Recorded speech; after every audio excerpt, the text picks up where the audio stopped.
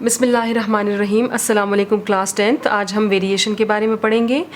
There are two types of variation, direct variation, inverse variation. Direct variation, if two quantities are related in such a way that increase और decrease in one quantity causes increase or decrease in other quantity, then this variation is called direct variation. In other words, if a quantity y varies directly with regard to the quantity x, we say that y is directly proportional to x and is written as y varies to x or y is equals to kx, y over x is equals to k. The sign, this sign is read as varies as is called the sign of proportionality or variation, while k is not equals to 0 is known as constant of variation.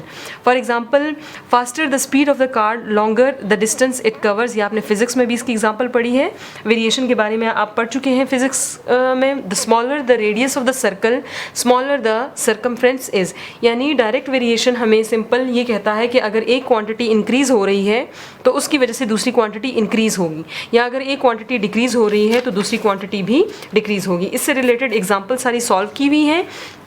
Inverse variation को देखें, if two quantities are related in such a way that when one quantity increases the other decreases. Inverse यानी opposite है, अगर एक quantity increase हो रही है तो दूसरी क्वांटिटी डिक्रीज होगी। This is known as inverse variation. In other words, if a quantity y varies inversely with regard to quantity x, we say that y is inversely proportional to x, or y varies inversely as x, in written as y is inversely proportional to x, और इसको हम इस तरह से fraction में लिख देंगे, और y is equals to k over x till k is the constant of variation.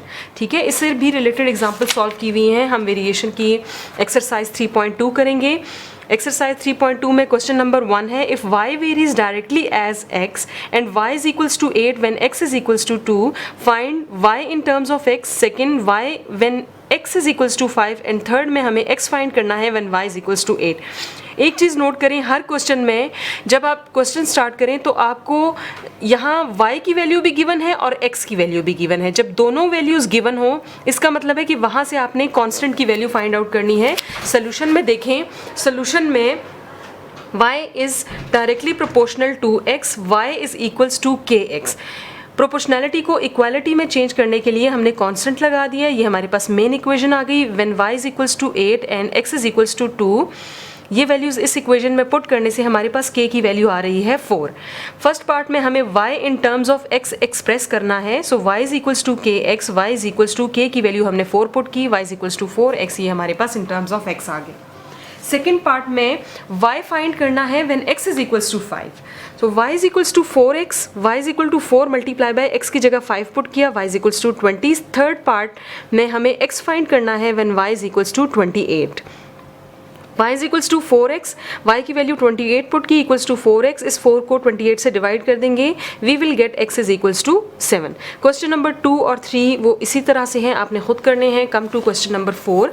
Question number 4 हमारे पास है, if r is directly proportional to t square and r is equals to 8 when t is equals to 3, find r when t is equals to 6। यहाँ पर ये दोनों values आपके पास given हैं, यहाँ से हम k की वैल्यू फाइंड आउट करेंगे। पहले हमारे पास इक्वेशन आएगी r is equals to k t square, r 8 है when t is equals to 3। इन दोनों वैल्यूज़ को पुट करने के बाद हमारे पास k की वैल्यू आ रही है 8 ओवर 9। इसे इस इक्वेशन में पुट करें तो r is equal to 8 over 9 t square, ये हमारे पास रिलेशनशिप आता है। Now find r when t is equals to 6, तो t हमारे पास 6 पुट करेंगे हम, इसकी जगह 6 स्क्वायर हो जाएगा। सॉल्व करने के बाद r हमारे पास आ रहा है 32। क्वेश्चन नंबर 5, 6 और 7 बिल्कुल इसी तरह से डायरेक्ट वेरिएशन के क्वेश्चंस हैं, वो आप खुद सॉल्व कीजिएगा। क्वेश्चन नंबर 8 की तरफ आएँ, जो कि इन्वर्स का है। If y is inversely proportional to x and y is equals to 4 when x is equals to 3। Again मैं आपको बता रही हूँ कि ये दोनों वैल्यू जो गिवन है ये आपको कॉन्स्टेंट फाइंड करने में आप की हेल्प करेंगे। Find x when y is equal to 24। सबसे पहले इक्वेशन बनाते हैं, y is equals to k into 1 over x, y की वैल्यू 4 और x की वैल्यू 3 है। ये पुट करने के बाद हमारे पास k की वैल्यू आ रही है 12। जब हम इस इक्वेशन में पुट करेंगे y is equals to 12 into 1 by x। अब हमें x फाइंड आउट करना है when y is equals to 24। y is equals to 12 into 1 by x equation है, y की जगह 24 पुट किया और सॉल्व करने के बाद हमारे पास x की वैल्यू आ रही है 1/2।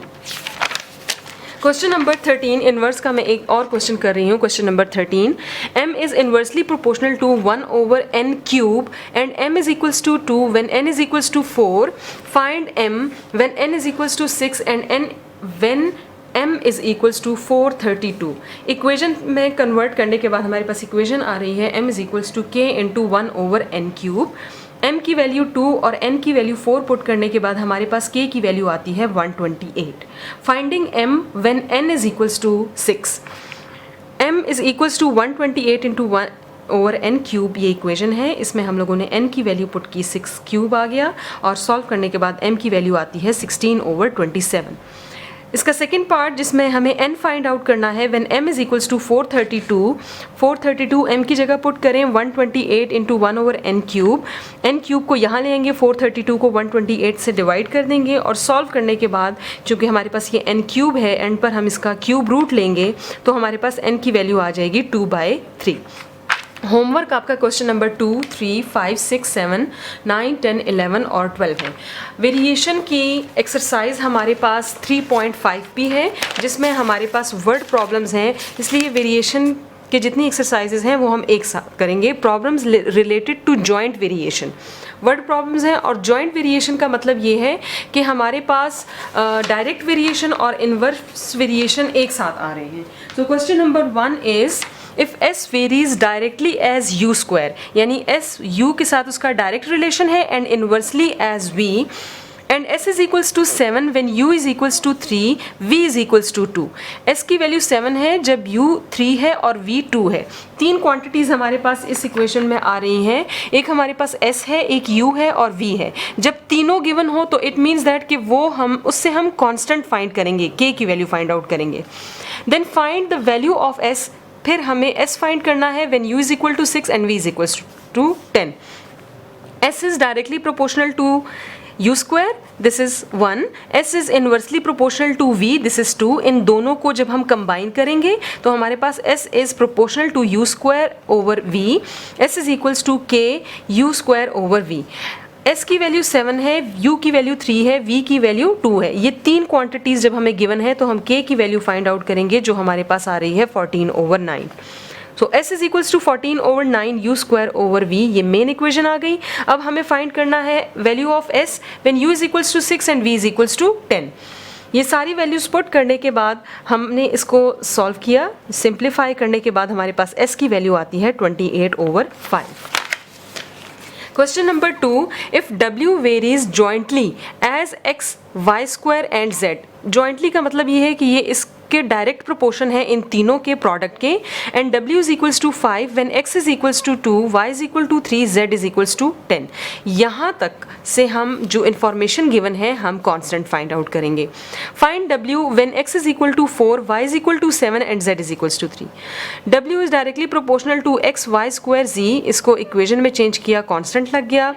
जो w की वैल्यू, x की वैल्यू, y और z की वैल्यू है वो पुट करने के बाद हमारे पास k की वैल्यू आती है 1/36. तो the equation is w is equal to 1/36 x, y square, z. अब हमें w की वैल्यू फाइंड करनी है, x की वैल्यू, y और z की वैल्यू गिवन है. इन सब की वैल्यू पुट करने के बाद हमारे पास w की वैल्यू आती है 49 ओवर 3. क्वेश्चन नंबर 3, 4 आपका होमवर्क है. क्वेश्चन नंबर 5 देखें. If v varies directly as the product x y cube. v is directly proportional to xy cube and inversely as z square, and v is equals to 27 when x is equals to 7, y is equal to 6, z is equal to 7.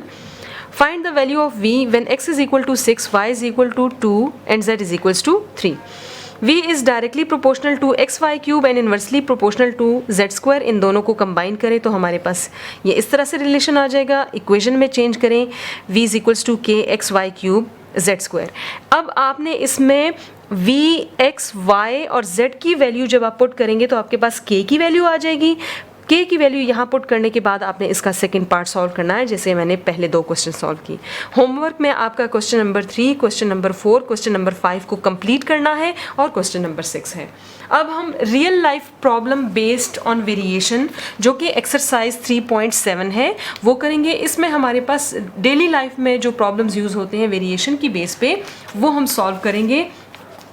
आपने physics में बहुत सारे इस तरह के questions किए हैं, geometry के क्वेश्चन सॉल्व किए हैं। क्वेश्चन नंबर 1 है the surface area A of a cube varies directly as the square of the length L of an edge and A is equal to 27 square unit when L is equals to 3 unit. यहाँ तक के लिए मैं पहले equation बना दूँ आपके लिए।